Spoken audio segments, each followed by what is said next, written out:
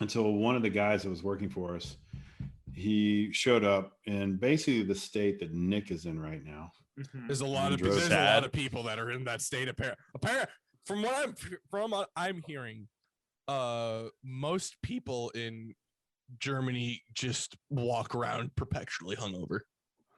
That's really the vibe I'm getting. That is all of Europe and the UK, because you can just drink out in the open. I could be in the middle of the cobblestone street that cars are driving on, chugging beers, and no one would fucking care.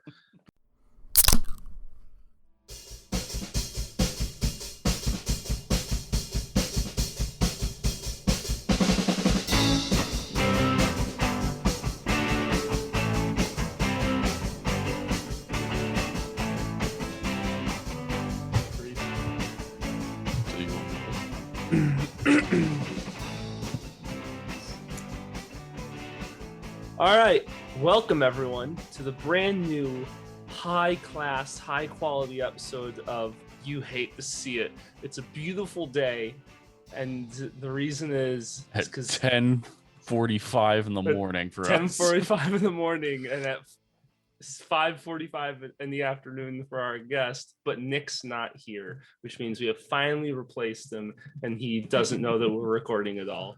So, my name is Adam. I'm Jeff. And our guest here, Jake. How you doing? I cannot complain, gentlemen. It's a pleasure to be on the show. I'm excited to be on You Hate to See It today. So what do I hate to see? Nick's really it. You would hate to see Nick. I think we all would hate to see Nick right now. Fucker is so late. So Jake, tell us a little bit about yourself before you get going here. Yeah, no worries. Originally from South Louisiana, Lafayette, little town. Really fun place, though, just outside of New Iberia where they make Tabasco. Close enough to New Orleans where you can still get drunk and get a ride home in a taxi if you had to. And then, I went to college in Atlanta, Georgia, a little school called Oglethorpe.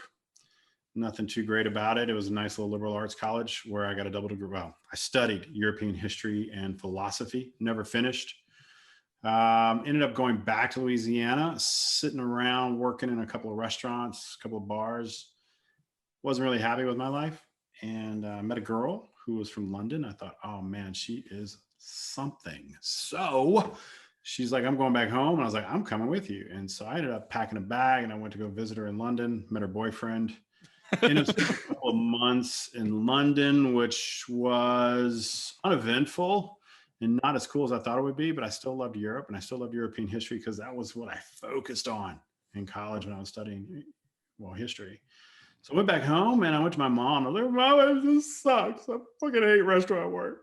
I don't like it. They're mean to me. They made me do drugs. And Mom basically helped me out and said, why don't you work for the American military? You can clean yourself up, take care of some of those track lines, and get a job working in a little town called Garmisch-Partenkirchen, Germany. She helped me get the job, which was awesome. I think mainly she just didn't want me to be around sleeping on her couch anymore. So I didn't want you in the same country. Exactly. That's love. So I got on a plane, went to Europe, man. I ended up in Garmisch-Partenkirchen. I worked for the American military for a year and a half. I eventually started running one of their dining rooms at one of their recreation facilities, but I wasn't getting paid anything. Cool thing about the American military, their recreation departments like Armed Forces Recreation Centers Europe and DOD and all that kind of stuff, or military welfare and recreation, is they can get you anywhere in the world. So if anybody out there is looking for a crazy job, go check out govjobs.com or .org or whatever the hell it is, and apply for a few. You might get lucky, but don't make it a career choice because most of those people burn out young. What you do is use them to get you where you want to be. In my case, Garmisch-Partenkirchen, Germany, and then start traveling, which is what I did, man. I got that job done. I was there for about a year, and then I hopped on a train. I was in Italy. I did seasonal work working in Italy and Austria. So in Italy, I'd work the summers in a place called Bibbiani, where I'd make drinks on a beach, which is as cool as you can imagine, literally as cool as you can imagine. I had to wear really tight underwear. And then the winters, I worked in a place called Ischgl, which I don't know if you guys are following the whole COVID outbreak thing last year, but Ischgel's where they had like the big outbreak of COVID in the Alps and closed down every ski resort after that happened. But it's a really hella cool town, great skiing, right on the border of Switzerland and Austria, and loved it. And then I went to Holland for a while, which, I lost a few brain cells there, and then came back to Garmisch-Partenkirchen. And I kind of kept traveling around, but Garmisch, this little town, man, it was home. I just eventually settled here and never left. I've been here now for all together in Europe 22 years, and I've been here for about 16 of those. Got married, got 2 kids. I own right now 3 businesses. Yes, none of them make any money, so don't think I'm cool. But I've got 2 tour guide agencies and 1 startup, which is called Diri Dari, where we have a platform where chefs teach live interactive cooking experiences to people around the world. And yeah, that's what I do, man. Got 2 daughters and a poodle, as I was talking about earlier. Nice. So this week, I am drinking. I got Smirnoff pink lemonade mixed with Sprite. Is this in honor of Pride weekend or something? No, I like pink lemonade vodkas. Okay, I'm not kind of his thing. I'm not going to judge. You could. It would be accepted. I'm hungover as fuck, so I'm drinking Bud Light, aka water, and that's it. AK water. Well, I am drinking a very nice Trebbiano BO white wine, nice and chilled. I'll probably polish that off. I would normally be drinking beer. Living in Bavaria, all we drink is beer. But I polished off an entire rack of beer here 2 nights ago, and I just haven't gotten to the store to replace it. So I'm drinking wine right now. That should not just grow on trees out in the backyard then? It kind of does. Like I could probably find some. It's like an Easter egg hunt. If I just went around, because we have literally one of these little mountain streams like Bud Light uses to advertise with. Yeah. One of those, like across the street from my house.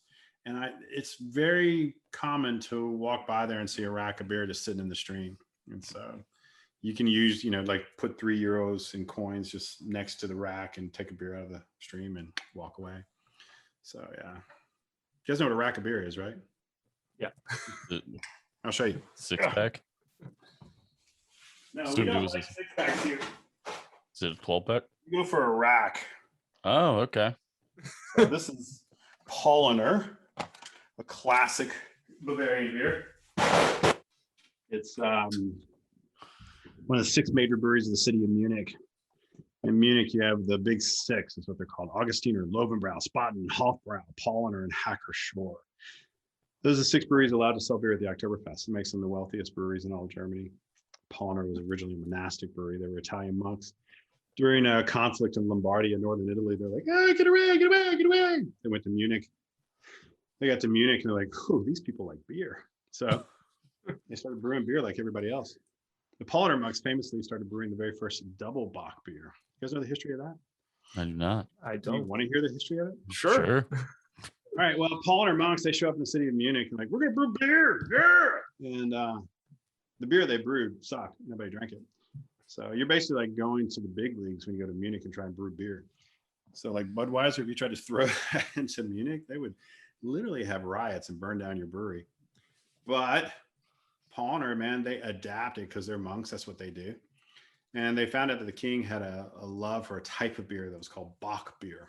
It's very similar to like a modern day. Well, a Bock beer is a Bock beer. I don't know how to describe it. It's going to be a kind of like it's a light beer, but with a dark caramel color that has a little more alcohol content and a little more flavor than a traditional, what we consider to be lager. And so they found out that the place that had the Bock beer was a monastic brewery just outside of Bavaria. So Paulaner monks, they made this pilgrimage to this town and they're like, teach us the ways. The monks of this one brewery like, fuck you. And so they stole the recipe. They ended up coming back to Munich and they started brewing Bock beer. King loved it.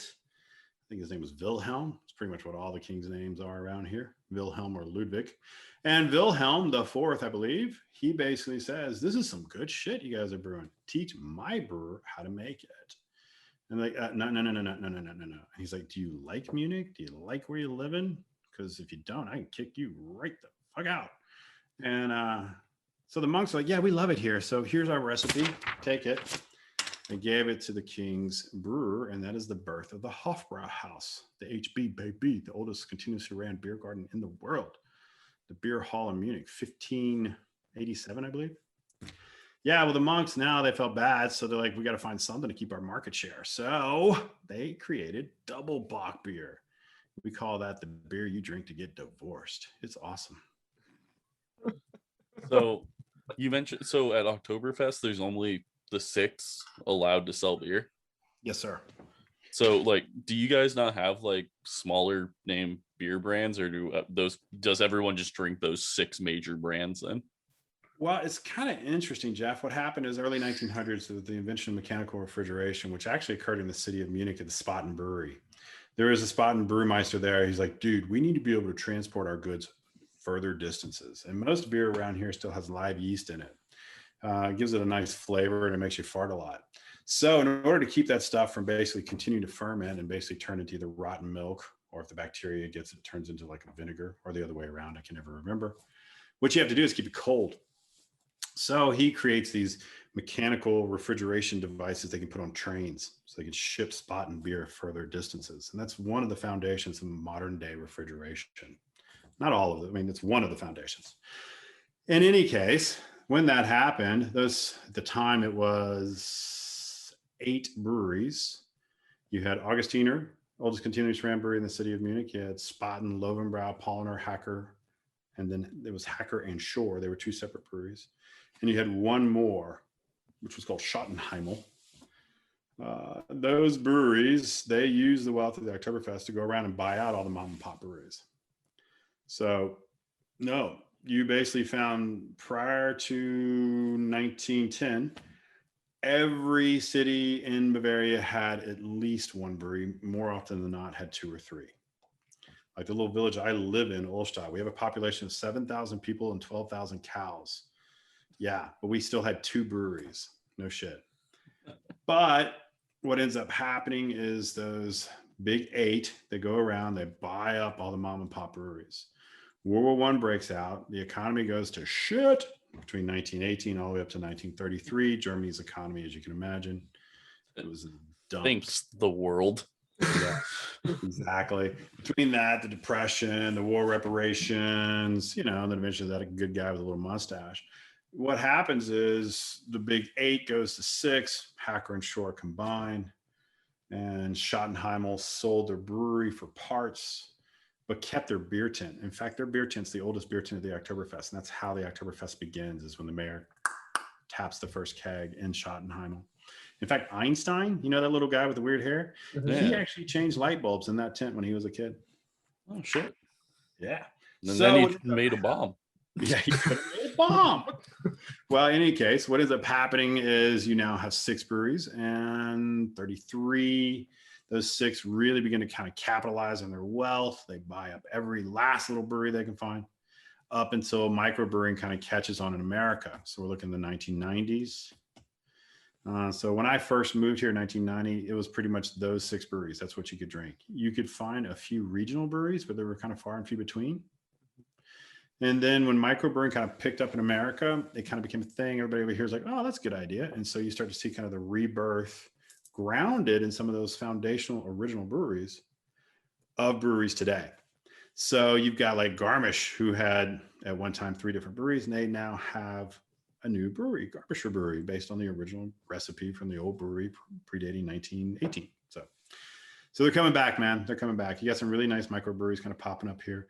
Small mom and pop breweries. I like Chiemsee, even though that's owned. Well, Chiemsee is owned by the Wittelsbach family, the kings and queens of Bavaria. So it's got a lot of money behind it. See, here in America, we just have a lot of shit beer. Yeah. And those are the popular ones. Yeah. We got something called you ready for this? I'm going to do it with a little bit of German accent here. The Reinheitsgebot. So the Reinheitsgebot, it's also known as the purity law that governs beer here. Originally written on April 23rd, 1516 in the city of Ingolstadt by, oh gosh, what was their names? Two guys. I think it was a Maximilian and a Wilhelm IV. They were co-chairs, co-kings of Bavaria at the time. Those two guys, they basically amended their father's law, which was written in 1467 or 1487. And that guy's name was Albert IV. And Albert, he was worried because there wasn't a lot of wheat because there was a bad harvest. So, and all the people were drinking wheat beer because it had a lot of calories. So you drink instead of eat. Fuck yeah. So what ends up happening is wheat becomes pricey. All the grains become pricey, and Albert gets a little bit nervous, so he outlaws the use of wheat in beer in 1487. Then his sons amend the law because wheat is actually one of the foundations of their coffers. That's how they make money. They tax wheat, and wheat is once again plentiful. And like, we got to get wheat back into beer so we can make more money on it. So on April 23rd, 1516, they amend the law, and they're like, okay, we're going to say beer can be made with water, malt, which is any grain that's, fermented and cooked, and then hops. Yeah, that's it. So that's the law, man. Now there's one other ingredient in beer, as everybody knows, it's yeast, but they didn't write it into the law in April 23rd, 1516, because they didn't know what the fuck yeast was, man. They just thought that was God, his semen coming down from heaven and sprinkling its goodness all over the liquid wort and turning it into this alcoholic beverage that they consumed. Damn. Yeah. I can't have yeast, so. You can't have God's goodness? No. What's wrong with you, Adam? It gives me a rumbly tummy. That's why he drinks pink lemonade vodka. That's why I drink vodka, yeah. So many jokes and puns that could be made right now with the rumbly tummy. So is beer there like actually that filling? Depends on the type. So we drink our beer. A lot of people drink their beer seasonally, and a lot of people drink their beer based on what they just like, or the time of day even. So you have wheat beer, which is made with 50% wheat malt. Top fermented beer. It's got a fuck ton of calories in it. A lot of people like to drink that before lunch because it fills their belly up, keeps them going for the entire day. It's got a lot of calories. So wheat beer, yes, it's very filling. It's got a kind of a banana kind of taste to it. You got wheat beer over there. Yeah. You got Hefeweizens and all that, the fruity things you put the orange slices in. Yeah. No, that's okay. No, that's not how you drink it. You drink it from a wheat beer glass. It's fluted, and you drink it like a man, And so yeah, wheat beer, that's traditionally got a lot of calories, but most people about 1 o'clock in the afternoon, they're going to switch to a lager. Now we don't call it lager because that's an American creation. You weirdos. Lager doesn't mean beer. Lager just means to store something on a shelf. So when we say ich lager das auf meine, ich bring das auf der Lager, it just means I'm going to put it on a shelf. I'm going to bring it to a shelf. That wasn't very good German, to be honest. Okay, here's a besser. Wenn ich sage, ich bring meine Topf in meine Lagerraum. Okay, I'm going to bring this pot and put it in a storage room. So lager just means to store something on a shelf. What we call lager here is Helles. And Helles just means it's ganz hell. It's really bright. It's light. It's a light beer.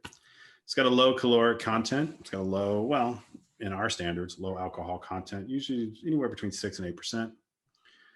That's a low content for us. And then that's what you kind of move to in the afternoons. In the wintertime, we drink a lot of our dark beers. And so you'll get to the Bocks. So a Bock beer is usually like in the fall. And then you'll do a Christmas Bock. And then during Lent, the period of Lent, that's when we drink the I will be back. My dog is whining. What's wrong with you? Continue on. Did you let the children ride it again? But in any case, then we're going to drink the double Bock beers during the period of Lent. And those have a massive amount of calories in them. And they're super strong. So I always like to say, it's a great way to make babies. And if you're a monk, it's a great way to get less than monkly, So it's good stuff. So what kind of with your knowledge of beer that you have from being in Europe and out there, are there any beers from America that you would say are even worth drinking? I love American beer. I really do. I like Yingling. When I go back to the States, I drink Yingling because I can drink it all day. I like Yingling a lot. I do too. It's basically what happens is, so that pollen or that rack of beer, I drink 3 of those, I'm done. 3 of those, and I've got a nice little buzz. I'm feeling good. 3 whole racks. Yeah, that's when I get in trouble. That's when I beat the wife. But God. But no, 3 beers. It's you can yell at the children. Life is good. So if I hit 3 Yinglings, I can still operate heavy machinery. I can still do open heart surgery if I had to. So I much prefer a nice, good tasting beverage than something that's got, a nice little kick to it. I'm old, so I don't want to get hammered in 3 beers. I want to have a nice little buzz. And Yingling's got a nice flavor to it. Also, there's a lot of new microbreweries that are popping up in America that I have a nice respect for. They're doing some really good work. And you're starting to see some really interesting creations. And I can't think any off the top of my head other than like Cane Break in South Louisiana, which is really, really good. Abita beer is always nice. I'm going to keep to the South because that's where I drink a lot. What's the Stone Brewery? That's pretty nice too. They're doing some pretty good work. I met one of the head guys at Stone Brewery. He was a nice guy. And his beer's all right. They actually opened one up just outside of Berlin. He wasn't brave enough to come to Bavaria, but they opened a Stone Brewery outside of Berlin and in Yankee world or northern Germany. So you mentioned that like people will drink wheat beer before lunch. Yes. Does that mean like do people like, because you guys, it seems like you guys just drink beer throughout the day. Like we were talking before we started recording about how Sundays people will literally have like beer from like 9 a.m. till 1, go take a nap, wake up, drink a little bit more, and then like this is probably a dumb question to you, but do people like on lunch, like at work, will they just have a beer and like everyone thinks it's just normal? Of course. In fact, most of your skilled laborers, so anybody working construction, they're based on it's the boss's final say, but basically you can have up to 3 beers at lunch. Jesus. And most of the people that drink beer at lunch are going to be in the banking industry because they get a 2-hour lunch. So they're going to go from 12 to 2, and they're going to come back at 2 o'clock after 3 beers and count your money. Lots of fun. That's wild. I love that. I recently found out that I am like 48% German. Yeah, right. And I am in love with this whole aspect. I'm like, I don't know. I found out and I was like, I'm just going to go learn as much as I can about German history now. There's a lot of it, man. There's a lot of fun stuff in it. But when you talk about beer, you're talking about Germany. So basically beer itself comes out of the Fertile Crescent, goes all back to the Mesopotamians, the Egyptians, the Sumerians. In fact, the first laws ever written down were actually, they were sung because nobody could read and write. So they were sung in a song and verse, and they were sung by a guy by the name of like Hemotep, I believe.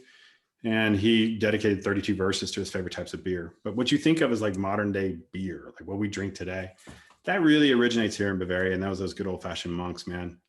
They'd shave their head, molest a child, and make a beer. It was great.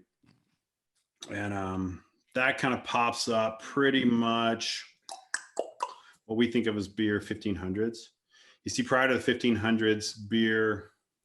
So I'll give you a quick kind of geographical description of what happens with beer. Fertile Crescent, Mesopotamia, the Euphrates, that whole area, where now they're shooting a lot of people and tearing down stuff. Warm weather migrations from there, Greece, Rome, they cultivated grapes to make wine. Cold weather migrations going across like the stands, Afghanistan, Kazakhstan, through that mountainous region and then into Europe. Those guys cultivated grains because they were easier to grow with a short growing season. And they would make beer, what we would think of as, something similar to beer, to get alcohol. And you need alcohol if you're going to have any kind of a city, because as a city begins to grow, that's how you can basically grow. Your city is going to be built around salt, fortification, and water. You need that water. I'm thirsty.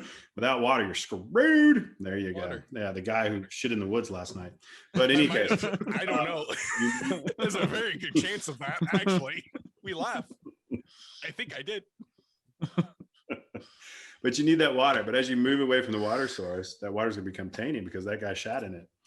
And so as Nick shits in the water and Jeff pees in it, basically you drink it, Adam, it's not going to taste too good and you're going to get sick. That's flavor. I think I got the worst end of the deal. That's flavor. Nick, you have no room to speak. You are either and you are either an hour 15 late, 45 late, or 25 late, depending on when you want to talk about our first scheduled time, our second scheduled time, or when we started recording. I don't remember going to sleep last night. I was told that I was convinced to go to bed last night. Yeah, so that's how that went. One of my last memories is drinking the last 1/6 of a bottle of bourbon in one go. So that was my night. Yeah, shitting in the woods was 100% a possibility that did happen. So yeah, fuck you, Nick. You're very late. That is understandable. We literally you're late to the one recording with the guy that we thought you would be doing right? All the talking with. Nick's our big history guy. Yeah. He just read like 17 books that were all like 35 hours long on. I don't even know. Yeah, a lot of overseas. Yeah, history. so I've done World War I, World War II. I did like a 36-hour audiobook on the Napoleonic Wars, that's amazing in and of itself. I'm a big fan of the idea that the Napoleonic Wars were the First World War. For the game changer. Yeah, that was the war that was.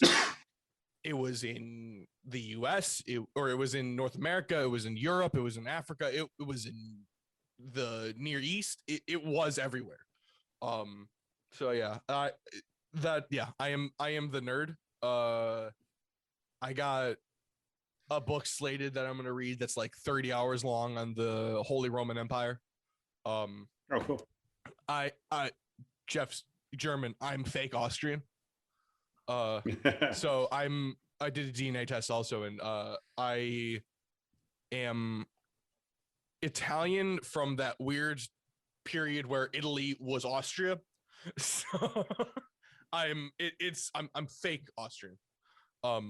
But yeah, so basically big parts of Italy were part of Austria until the end of World War One, and that's into World War II. When my people left. My people left Italy and Austria. Left Italy and Austria when Maximilian tried to conquer Mexico, and had a horrible time doing it. And we got stuck there. So yeah. Oh, that makes sense. Yeah. Yeah, no, basically the Italians, if you go, I ski a lot in Italy and snowboard there a lot, and it's only an hour away from where I live. In fact, we're going in 2 weeks. But most of that region of northern Italy, above what I call the Lago di Garda, the Lake Garda, kind of that border, even going all the way down to Venice and Milan, they all speak German. And you go into the Dolomites and ski the Zellaranda, which is one of the most famous ski areas in the frickin' world. Highly recommend it. When you go into most of the bars, they still have photos of Queen Margherita, and then they'll have a photo of like Maximilian von Joseph. It's kind of crazy. Yeah, it's they've heard it. I've talked about it on everything, but yeah, it's I'm a fake everything because I'm like fake Mexican, fake Austrian. So yeah. He's a fake podcast host because he doesn't know how to show up on time. Yeah, he's a fake human being because he doesn't. He's a fake skinwalker because you can walk into the woods and find him just squatting, shitting in the woods. I have not had this bad of a hangover in at least 4 weeks. All right, well, start drinking again. Just drinking. That was a way smaller time window than I was expecting. Right. I thought it was gonna be like since like college or like 2 years or something. Nope, like 4 weeks. I remember 4 weeks ago. I felt like this. It was worse than this. Yeah. Oh my god. So, one of your businesses is you own like not a travel agency, but like a what's that called? Tour guide service. There it is. Tour guide service. So do you? I got one that's called. You can imagine what one of them's called. It's called Bavarian Beer Vacations. And so we take people to the Oktoberfest, to the Springfest, to the Dark Beer. So when are we signing up for that? Like when I've been thinking of that. Right? So ever since he mentions this, I've been like, I kind of want to sign up. This is a great idea. Yeah. And then my personal favorite though is we do a 3-country ski tour where we ski in Austria, Italy, and Switzerland or Germany, depending on the best snow conditions. And we drink beer in every area and then go to every brewery. It's a lot of fun. When we're in Italy though, of course we have a little bit of wine, just kind of mix it up. That's one of my favorite trips. Oktoberfest though, yes, Oktoberfest, you can never go wrong with the granddaddy of them all, the wedding of Ludwig the First to his wife Theresia Sachsen von Heldenbergenhausen, which is a lot of fun. And on any given day, there's a million people on the fairgrounds. But the Oktoberfest, it can be a bit daunting, especially if you're a newbie. Well, if we go because I'm gluten intolerant, I'm just gonna wear a diaper the whole time. I would love that we go to Germany and we're like, oh, we know how to drink, and we show up and it's just like by 10 a.m. Like, oh, you think you know how to drink? Oh, you stupid Americans. let us show you what drinking is. We're gonna have our own beer fest, like that movie. Jake, have you ever seen that movie Beer Fest? Yeah, Broken Lizard, great movie. Fucking, we have a drinking game where anytime one of the main characters is drinking, we all drink as long as they drink for. That is about as bad as The Greatest Showman.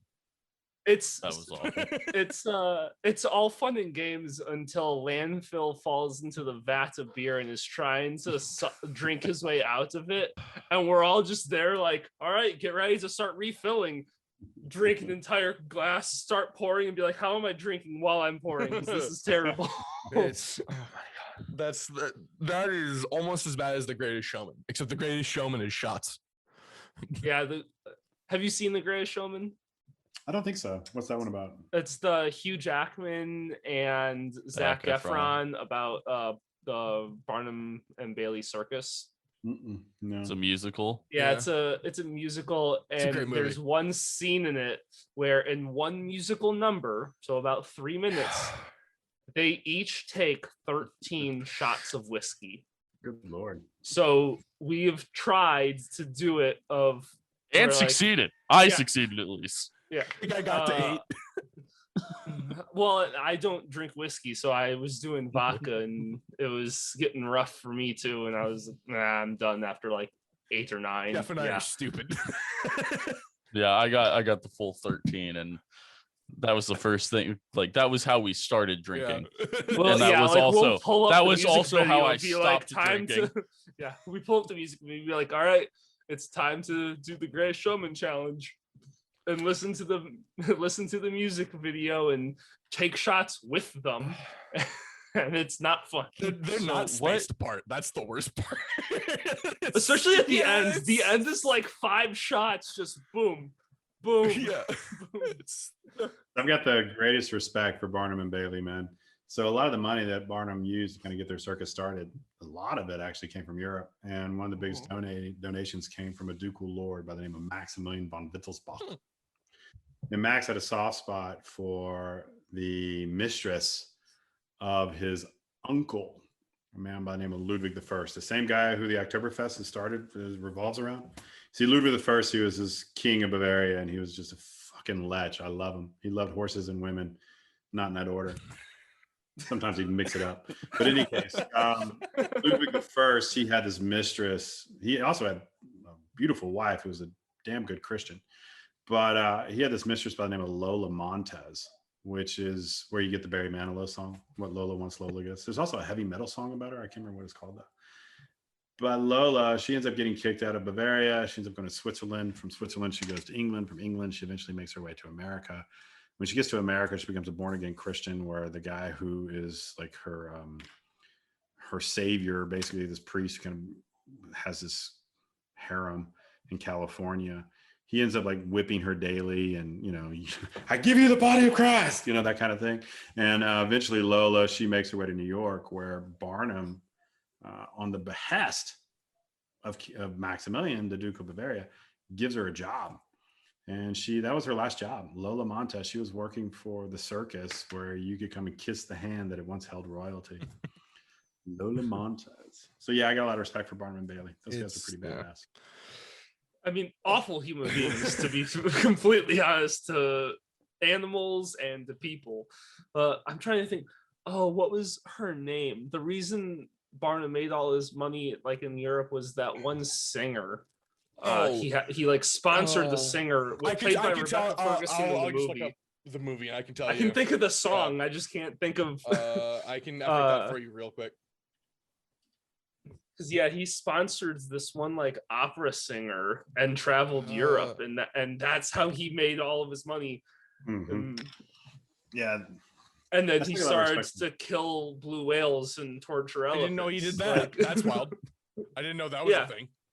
Yeah, he kept you thought SeaWorld was bad. He kept a blue whale in a tiny little tank and ended up killing it because it couldn't. I don't even think it could turn around. Like it wasn't that small of a tank. Helped him do all that. It was pretty crazy. Jenny Lynn? No. Yeah, Jenny Lynn. All right. Okay, so I have two questions that kind of go together. So, because we're American, can you maybe explain like how Oktoberfest started? Because you've kind of like alluded to it a couple times. But can you say, like, tell us how it started, and then what happens at Oktoberfest now? Like, is it like a festival with like games and like little like huts of different things to do, or there's actually like, no what is it now involved at all? It's actually a great no. it's actually a front by the cartel. It's actually just cocaine. Give you the cocaine. Oktoberfest started because of a prince who was about to become a king. His name was Ludwig I. Ludwig was the son of Maximilian von Joseph. Ludwig hated the fact that his dad had aligned Bavaria's interests with Napoleon during the first three conflicts of the Napoleonic War.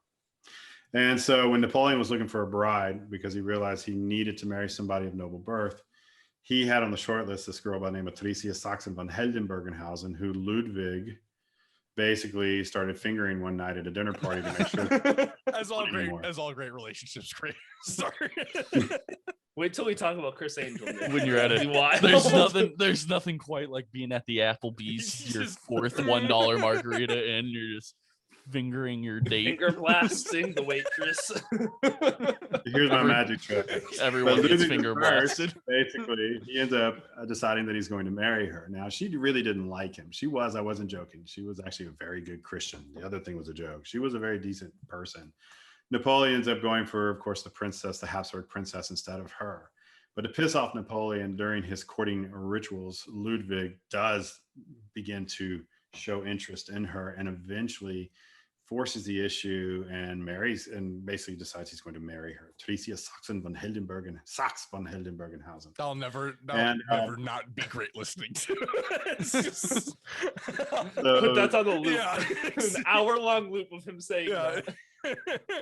So Theresia and Ludwig, when they decided to get married, you might recall earlier I said Ludwig loved horses and women. He had invested in a hat when he basically was crown prince, even while his father was still king. Ludwig and the Napoleonic Wars are kind of winding down. He invested heavily in the cavalry, but basically cavalry was pretty much becoming outdated. The Prussians were starting to bore their weapons and began to mechanize their army. So, basically got a guy on a horse. What do? Shoot him off the fucking horse. So, he just thought horses were pretty. So he's like, I'm going to get me some horses. So he did. And he liked horse races. Like, I like watching the horses. So Ludwig, his wedding was going to be a 3-day wedding. And Ludwig actually did talk like that because Ludwig had a lisp. And he had a he got this thing that came out of the top of his head. It was like this little drippy thing. It was real fucking gross. But Ludwig decides he's going to have a 3-day wedding. First day, he wants to get married. And the second day, he's going to have a big party. The third day, he's going to have a horse race. That horse race, the lisp. And sounds like first day, first day, wedding goes really fucking good. But his wife is very unhappy. And he's like, she's just worried about the fingering. But the reality was she was not. She was actually upset because her brother had not been at the wedding. So the second day, Ludwig's having the big party. He's like, we gonna drink that wine, mighty fine. And he's having a good time. Everybody's having a good time. But Theresia is not. She's sitting in the corner like, this shit sucks. So eventually, Ludwig's like, baby, what's wrong? What's wrong, baby? And, is it the horses? Pulls her aside, like, you need a slap on the ass like my horse? And she's like, no, my brother, he didn't show up. I'm pissed. He missed the wedding. And so Ludwig's like, I can fix that shit. And so he then goes to the court heralds, like, where's the brother? Where's the brother? And nobody knows. And then guess who just bursts through the door? Boom! Here's the brother. And he runs to his sister's like, I'm so sorry, I missed your wedding. I was on a pilgrimage. I was on the St. Jacob's Weg. And basically Ludwig's like, you son of a bitch. So she's slapping him. Everybody's angry. And Ludwig's like, goes back to the heralds and he tells the heralds, kick everybody out of the party. He kicks everybody out of the fucking party and he brings back the immediate family and a priest and he has another wedding so the brother can bear witness to the sister getting married. I honestly thought you were going to say that they had him killed on sight. I was like, make the situation worse. Yeah, Ludwig's man. And then at the end of that, Ludwig's like, here comes the finger. So basically, what ends up happening next is the next day, because the brother missed the party, Ludwig's like, we're going to have another party. I had some good fingering, so we're going to have another party. And he has another party. 2 days later, because the weather was bad, he eventually has a horse race. So the whole wedding ended up being 1, 2, 3, 4, 5 days, right? Jesus. Every year on the anniversary of his wedding, Ludwig would have a 5-day horse race and party because he loved the horses and he wanted to celebrate, of course, his wedding to Theresia Sax von Hellenberg and Hessen. And so he would have a 5-day party. Ludwig, though, middle of the 1800s, if you got any history in your back of your noggin, you might remember that little guy named Karl Marx. He shows up on the scene. He's like, I got a cool beard like Jeff. My beard better than Jeff beard. And I am going to... I did just recently trim my beard, so this is sculpted. Rather short. Yeah, this is rather short for me. It's very sculpted. It's nice. So Karl Marx is changing the world, and Ludwig gets caught up in that. It doesn't help that he's got this mistress who's a burlesque dancer who basically... He also fingers. Yeah, well, she starts having orgies with college students. And it's amazing how much of the world is shaped by fingering. It really is astonishing. It is. Ludwig gets kicked out of power. And when he is asked to abdicate his throne, his son Maximilian II takes over. In the city of Munich, who was paying for this big 5-day party, is like, that shit expensive, especially for a deposed king. Fuck that. They quit. But Bavarians, they love parties, man. And so when the city decides to end the party, they kept coming. And so it kind of became like this fall festival. They all would show up in October and they would basically get together and they would talk about their sheep, how happy they were and how high the boots have to be to put on the back of the sheep's feet so that you can keep them from moving. And then they would talk about, the cows and how good the cows look, and they would dress them up, which is true. They still do this. They dress their cows up and they would drink and have a good time. The city eventually got it under control. And that's kind of the foundations of the Oktoberfest. So basically what happens during the time of Ludwig, they would drink wine, sit on a hill, watch a horse race. When Ludwig gets deposed, the horse race kind of ended. The rednecks, the farmers showed up. They drank beer, talked about their sheep. And once beer got involved and the Munich got involved, that's when you have the foundations of the Big Six. The 6 major breweries, Nick, you missed that. The 6 major breweries that kind of control the Oktoberfest now: Augustiner, Löwenbräu, Spaten, Hofbrau, Paulaner, and Hacker Shore. Those guys show up and like, okay, we're going to build tents because weather fucking sucks. Big ass tents. And so they build these huge tents. And each tent can hold anywhere from 7 to 11,000 people. I think the smallest is 6,000. The largest is 11,000. They're like each a city. You walk inside of a tent, it's like a fucking city. And then you've got, oh God, Nick, I can't remember. I want to say there's, don't quote me on this. Somebody Google it, but I think there's 14 major tents. I could probably name them all. There's Marstall, there's Hofbrau, there's Augustiner, there's Schottenheimel, there's Spaten, there's the Löwenbräu, there's the Paulaner, you have Nymphenburg, you then have Käfer, and then you got the Fischer Froni. There's a bunch. And each tent is massive, and they're their own little city. And then around it, Jeff, is all these amusement rides. So you can literally go into a beer tent, get fucking hammered, then roll out and jump on like the giant roller coaster doop-diddy-doop-diddy-doop. So awful. That sounds horrendous. Watch as your spew just sits there in front of your down. All right. Sounds like an easy way to get vomited on. Sounds like a great way to make room for more alcohol. Oh my! But one of my favorite parts about it is there's very little liability. I can't say that right. Very little liability laws here, and so you have some really fun rides. Like there's what's called the Old Slide, which is nothing but a wooden slide. It's fucking child's play. But that's the one where we just launch you into Hungary. It's just a catapult that just launches someone into Hungary. It kind of is, Nick, because the beginnings of the wooden slide, it's not the slide. You don't pay the $3 or $5, whatever it is, to ride the slide. You pay that to get on this conveyor belt that's going 100 miles an hour that brings you to the top of the slide. And so there's like a crowd. There's like a cocktail bar right there. So everybody just gets a cocktail. Like, Adam will be drinking his pink vodka. They're like, this is some funny shit. And then basically people are just that is what he sounds like when he drinks Pink Whitney.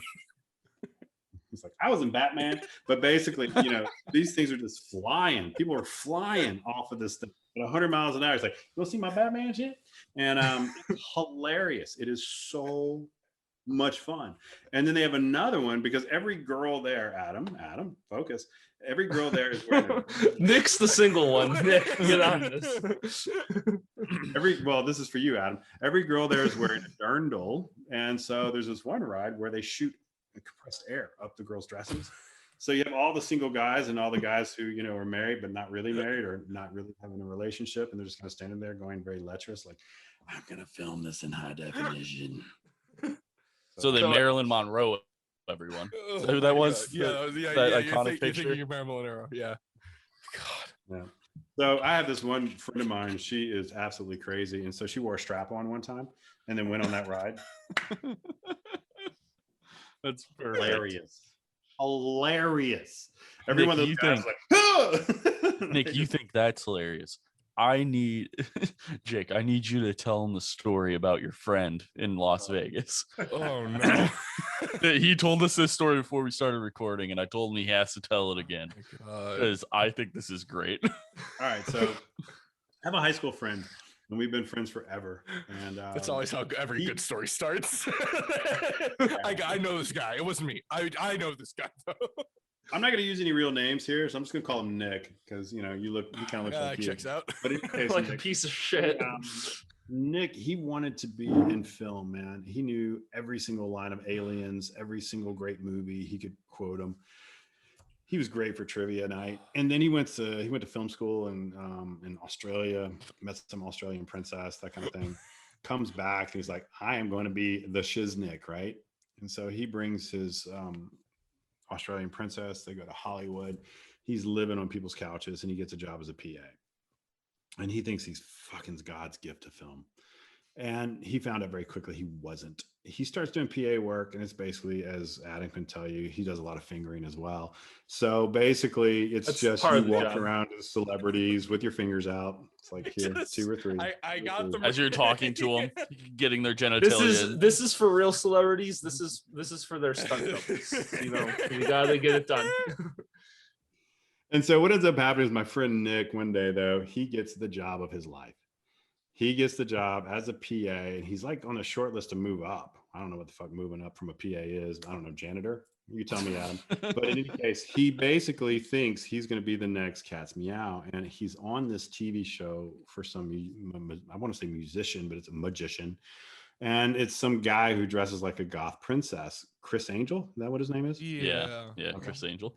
And so Chris had this TV show for a while, and it was in Vegas. And my friend Nick is in Vegas on Chris Angel's show, and he's doing really well. He's in the penthouse suite. Life is fucking good.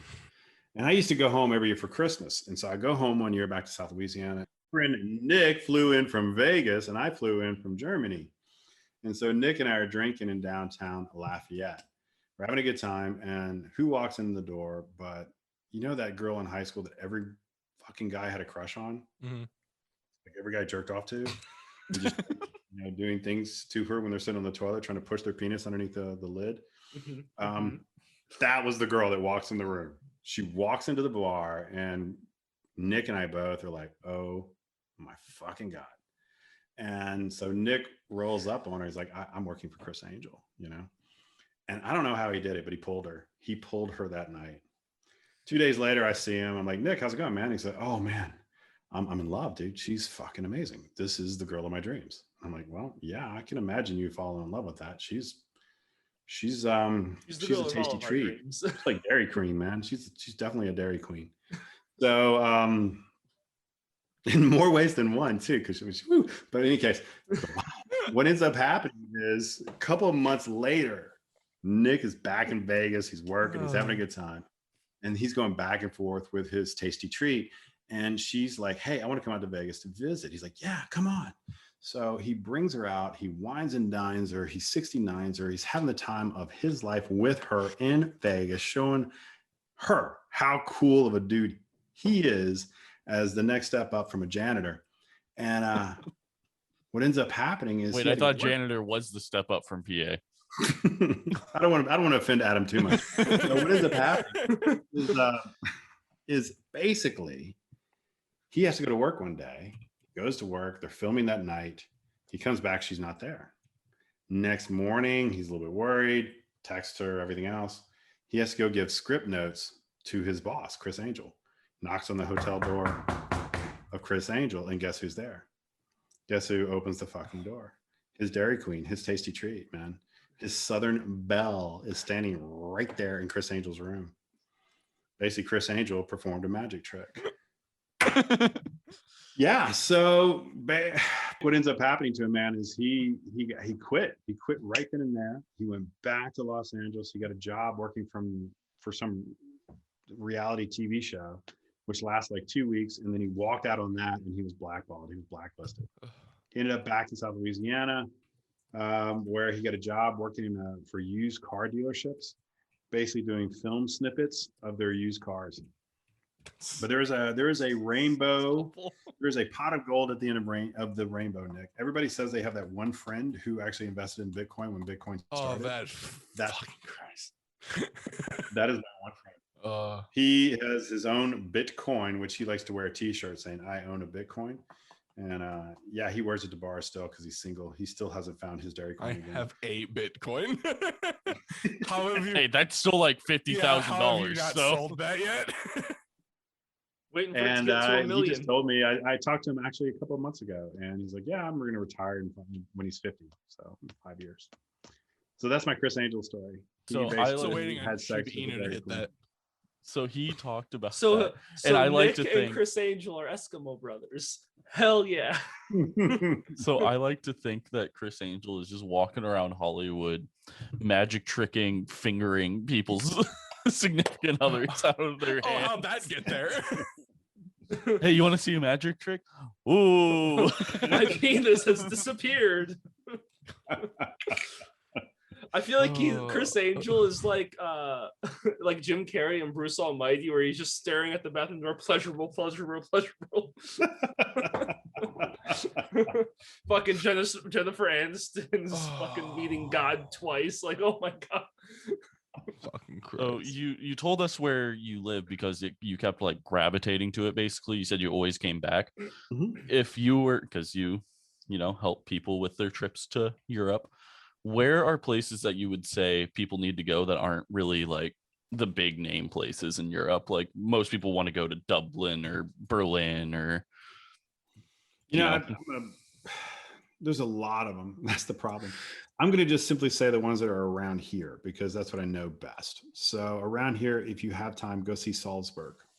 Salzburg is one of the most badass cities on the planet. And every person over 50 years of age goes there because that's where they filmed The Sound of Music. You don't have to fuck with those people. You want to go see the actual That's city. a good fucking movie, though. It's a good movie. It's a musical, so that's I'm all going to talk to Jeff now. Adam, Nick, I'm not talking to you motherfuckers anymore. Jeff, okay, Salzburg is a badass city. It's really cool because you've got the guy who started Red Bull.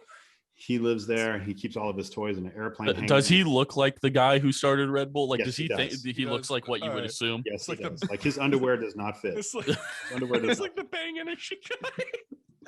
The Bang CEO who looks like he mainlines it out of an IV 3 times a day. Yeah. He drives around and he's got like 14 cars right now. He drives around. All of them are like high-end sports cars. And he keeps all of his toys, like his airplanes and cars and everything else, helicopters, in a hangar. Like he got mad at the airport in Salzburg because they wouldn't let him land his planes because they were too loud. So he bought most of the airport. I was gonna say he just built a new airport. See that runway? That's mine. You guys can land over there in the fucking water. Exactly. Seriously, I'm gonna pull mine out and we're gonna stir a fucking fire together and see whose is bigger. Like he's like he probably did last night, Nick. But in any case, he has got some cool toys. He's got some really cool toys. And not only that, he's a foodie. So every month he invites Michelin-ranked restaurants, chefs, to come cook at his restaurant, which is the top of the airplane hangar. And so I'm talking like everybody that you see on any Netflix show, because he watches the same shows, he just calls them. He's like, hey, come cook for me in Salzburg for a month and I'll pay you, I don't know, $1 million. I'm like, all right, I'm there. Bye. And so it's amazing food. And he opens it to the public. So you can go for lunch, which is super cheap. I like to think he's just sitting there watching like Iron Chef. And he's like, that guy won.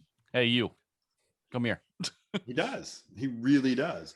It's kind of crazy. And as a matter of fact, I know one of the guys who used to work there, and he's like, yeah, he would just make phone calls. He's like, all right, I'm going to call he'd call his person, his publicist or whatever, and say, I want that chef here this month. And they would make it work. It's that much power, that much what money he sells do. Fucking Red Bull. The fucking mini cans of that are like $3 fucking. That man's raking in money. Oh my Red God. Bull's not even. And he bought it from some company in China. Isn't that crazy? Red Bull's not even good. It's like It's not. Really kind of caught on here because everybody thought he put actual bull semen in the drink. And so everybody's like, we got to drink that shit. It's good when it touches the lips. Wasn't that like the whole thing was like people thought like, was it like taurine or something that was in it? Yeah. They thought that was like a word for like bull semen.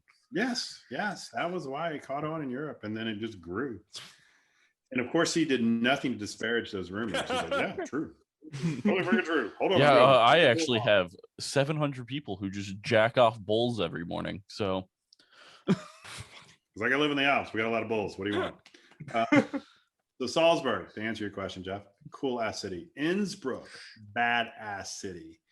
Garmisch-Partenkirchen, where I live, cool as shit city. Yeah, you said it's like 7,000 people, but 12,000 cows. That's okay. Whoa, now I live outside of Garmisch. So there's way more cows.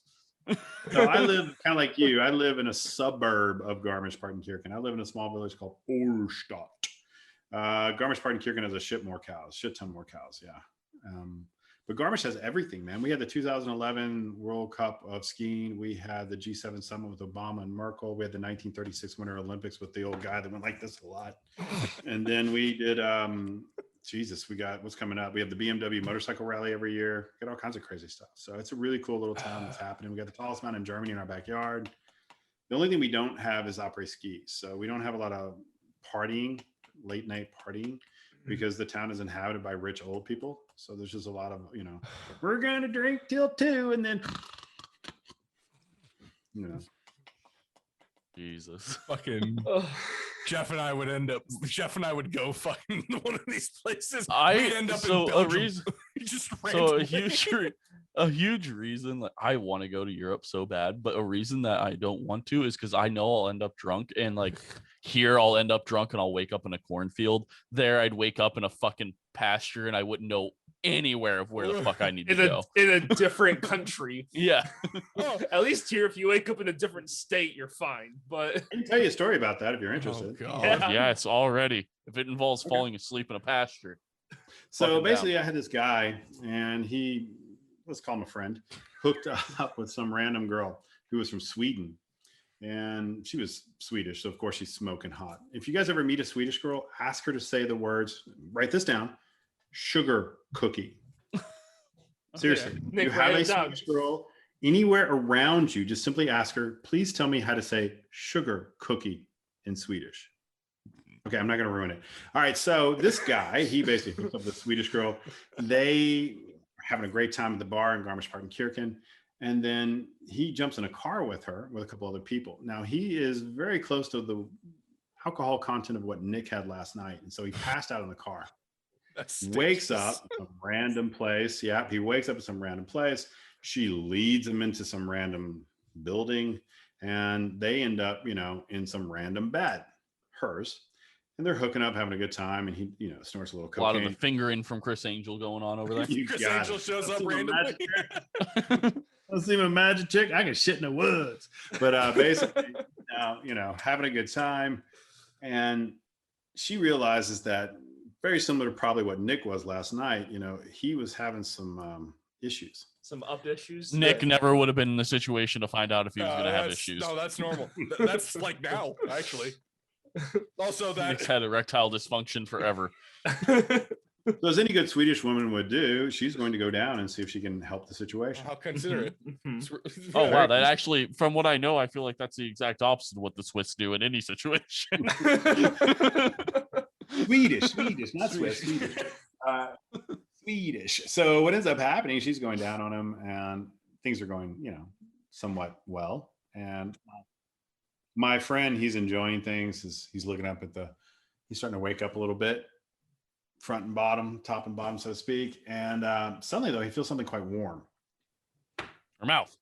Hopefully. Urinating. He's thinking, gag reflex. He's thinking he's got something, similar to, please be a cow. Please be the guy from Red Bull. But he's like, no, something's really kind of warm and wet. So he takes his hand, he reaches down. It's pretty dark in the room, so he's kind of feeling it. He goes over and he flips on the light, little lamp. He looks at his fingers, and there's blood.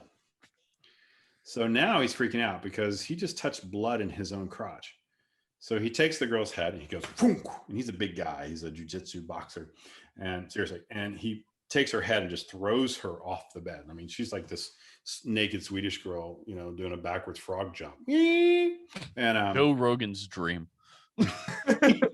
He immediately goes down to check his goods. He's like, oh my God, is everything okay? Right? He's checking himself. There's blood everywhere. Literally. And so he's thinking, oh my God, she freaking Jeffrey Dahmered me. But where's the funny part of I'm the story? scared. I'm concerned. I'm terrified. he looks down at her because he's not finding anything wrong, and he sees her running to the bathroom doing this. Oh, she has a bloody fucking. Oh my God. She runs to the bathroom. He grabs her shirt and cleans himself off. Gets back into the bed, curls up like, a little baby, sucking his own thumb. She comes running in, like, I'm so sorry, I just had a bloody nose. He goes, yeah, I noticed. And she's like, you want to keep going? He's like, no. She goes to sleep. He then decides he needs to pull a coyote. He's like trying to cut his own arm off. He's trying to get out of there. He gets out and he realizes he's not in Kansas anymore. He's not American. They drove him all the way across the border into Tyrol, into the mountainous region of Austria. He was in some small village 2.5 hours away. And that village did not have a train station, did not have a taxi, did not even have a restaurant. There was a bakery. And so he calls me. He's like, can you come pick me up? I'm like, not a chance in the fucking world, dude. I still don't know how he got home or if he got home, to be honest. I haven't talked to him since. I actually hate to tell you guys, but I don't know how the story ends. That's God. That would happen again. That would happen. Jeff and I go drinking. All right, hey, we learned German. We're good. Wake up the next morning. Why is everyone speaking French? What's happened? So hard. I didn't prepare for these words. All right. So I actually have a question. I have one. Wow. Yeah. All right. One more question. One more question. All right. So like I said, I'm fake Austrian, but I'm gonna pretend I'm Austrian. Why does Austria have to bathe the way it is when it is essentially Germany? The way it is. Why does Austria have to be what? Why does it have to behave the way it does when it is actually Germany? Well, as Nick, you're going to find out, Austria was Germany. Austria was the foundations of Germany. Everything revolved around the Habsburgs. The Holy Roman Empire, born in 800s, basically in the 1500s gets taken over by the Habsburgs, and they controlled it from 1500s all the way until 1918. Well, that's not true, until the Napoleonic Wars. So the Habsburgs were the powerhouse. They were the ones who were like, we're the badasses. We have the biggest cock on the block. And then so it got small from inbreeding, right? And they ruled. They ruled from their seat of power either in Prussia, not Prussia, Prague, their seat of power in Prague, or from Vienna. And when they moved to Vienna, everything revolved around Vienna. I mean, literally everything revolved around Vienna. So when you think of Germany, there was no Germany, it was Vienna. If you wanted to know what the Germanic speaking people thought of as their capital, wasn't Vienna the last stand for the Europe's last stand against the Mongols? Like, was that the Mongols, or was that it was the Ottomans? All right, the Ottoman empires, three separate times. In fact, the most famous being when the Ottomans tunneled underneath the walls of Vienna, trying to invade the city, and the bakeries, they were the bakers because they were awake so early in the morning, heard them tunneling underneath, armed themselves, and saved the city. And that's why the Holy Roman Emperor gave the bakeries in Europe, still to this day, the symbol of lions, which they will put on every single bakery because they stood strong against the Ottomans. And that's the Great War. So the Great War between the Ottomans and the Holy Roman Empire dates all the way back to when the Catholics decided, let's take back the Holy Land. That was some stupid shit. Yes, it is some stupid shit from what I've learned. So they decide they're going to go take back the Holy Land. The Ottomans are like, well, fuck you. We're going to take over you. Now, mind you, the Ottomans had invaded prior to that because Muhammad told them to do it. So they took over parts of Spain. And yeah, they kind of did take over little parts of Croatia and that kind of area. But pretty much when the Catholics decided they're going to take back the Holy Land, that's when the great fight kind of really gets as the resident Catholic, you're welcome, so to speak. Dude, the whole start of the Crusades was wild. Hey, look, another one. We're rare these days. Literally, the Pope tricked people into doing a you're welcome. war. Yeah. Pope Pius II, he tried. If we kill off if you fight and kill off Muslims, you get all your sins are forgiven and you go to heaven. Yeah. Oh, okay.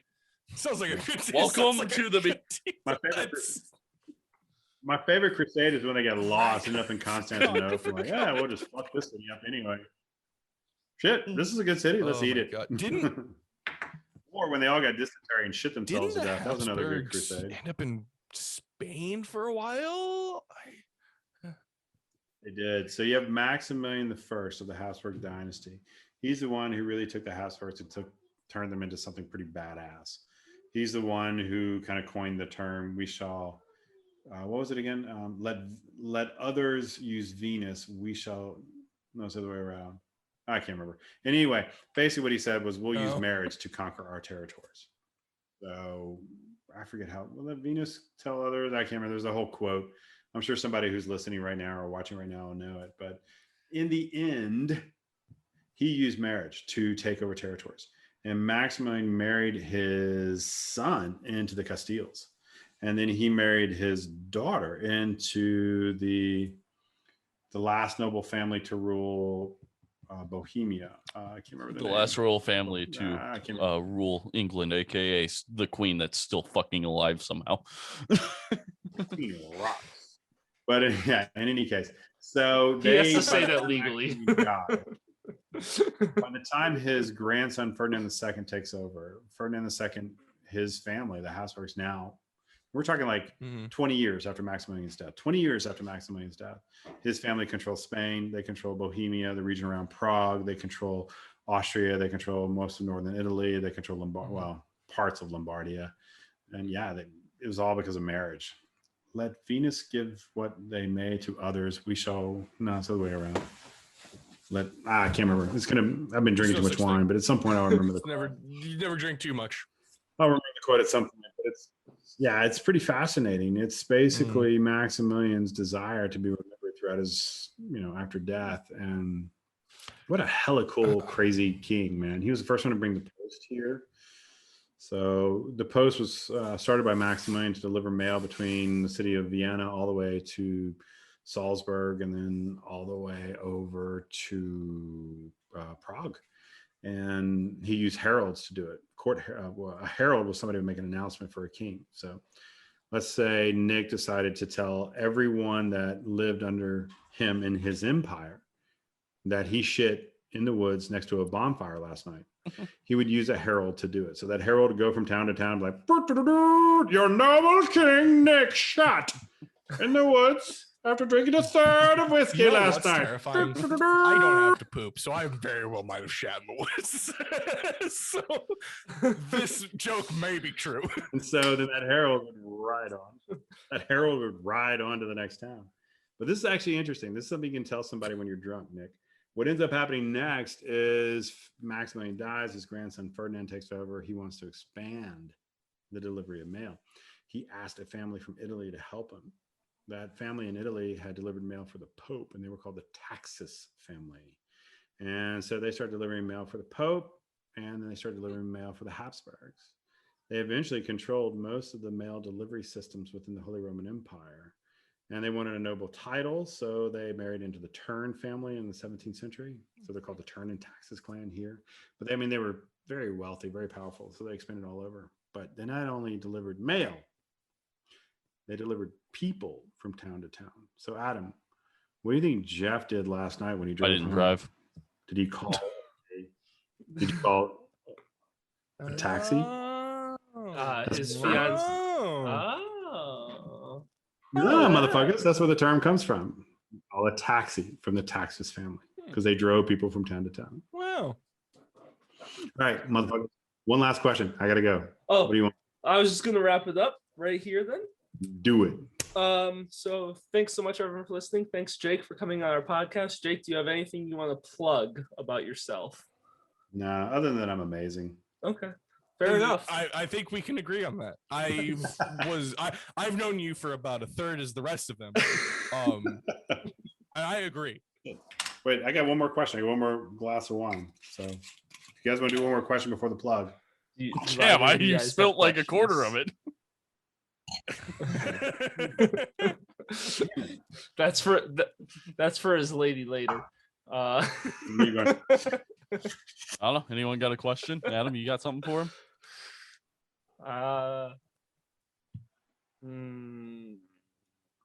Let me tell you one. Perfect. This works. I don't know why, but all right, yeah. You get us at noon on a Sunday. Apparently, we can't do our fucking job.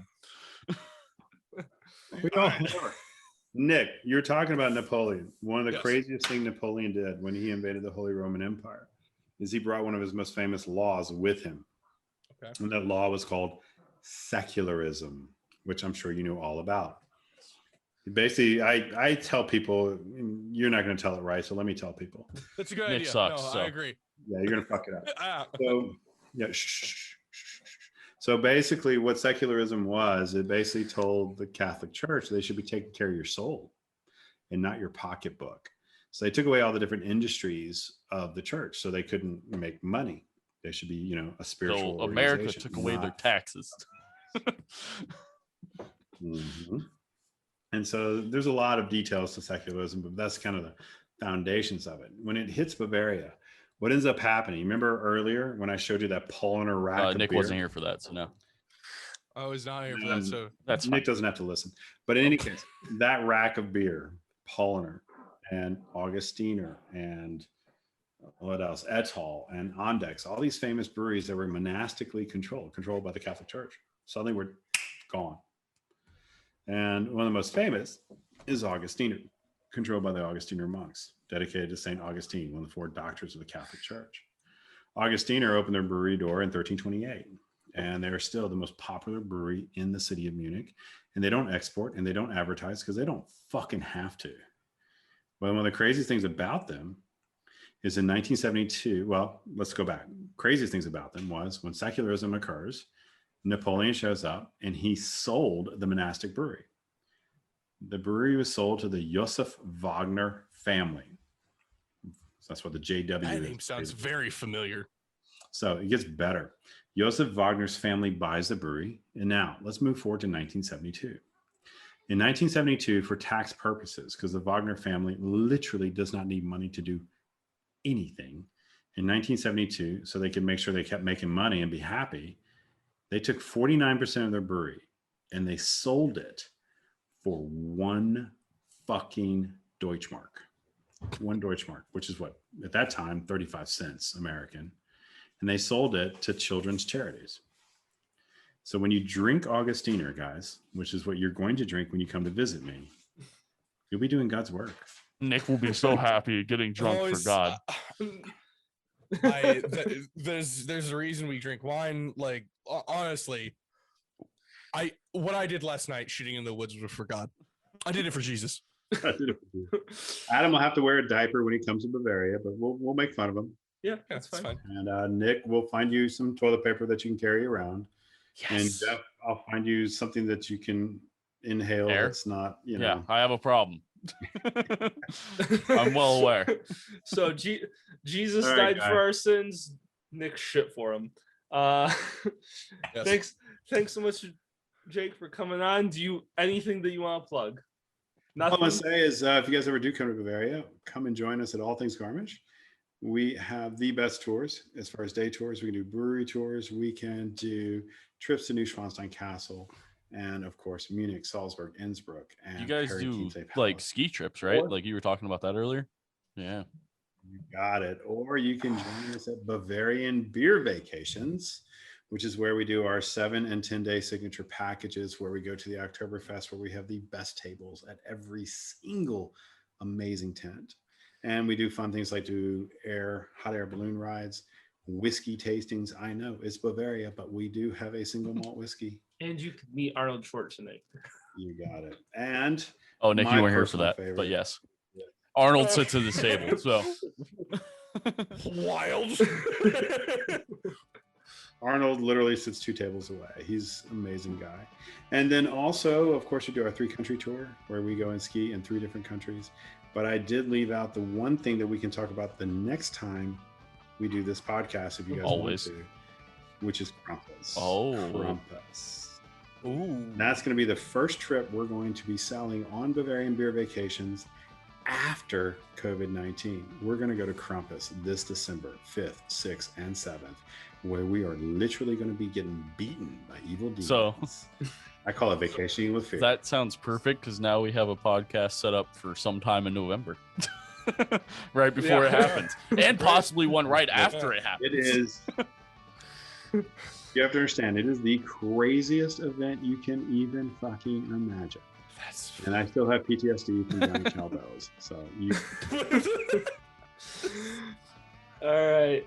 Thanks Thank so you much, for everyone, joining. for listening to the Thank you. podcast. Thanks so much to Jake for coming on. it was a pleasure, guys. All of our links are down in the description. Just click on our link tree. You can become a patron at that first button, and there you can join our Discord. You can get our video version of our podcast, and you get a lot of other cool stuff. Taskmaster special, extra content, fun things like that. Thanks so much for listening, everyone. My name has been Javier Ganzuelo. I'm Arnold Schwarzenegger, so I'm what was Late. that? No, you're late. What's the chick's name again? Oh, you're late. Lola Montes. I've been Chris Angel, and I Or you took want to your be the Dairy girlfriend. Queen? Yeah. You want to be Dairy Queen? There You you want to be go. Dairy Queen? I would love to be Dairy Queen. I've been called Dairy Queen. Because you're fat. before. I have not. Yeah. Thanks, Jeff. I appreciate that. Thank you. Thank you. As Adam said it best, you give 2 to the ones you like, you give 3 to the ones that are royal. I'm 3, baby.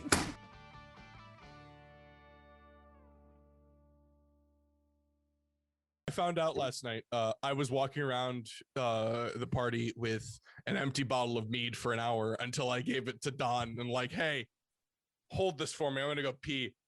He went to take a sip and it was empty. I had just been walking around with an empty bottle for an hour. Yeah, this man tried to convince me to buy mead like a week or 2 ago.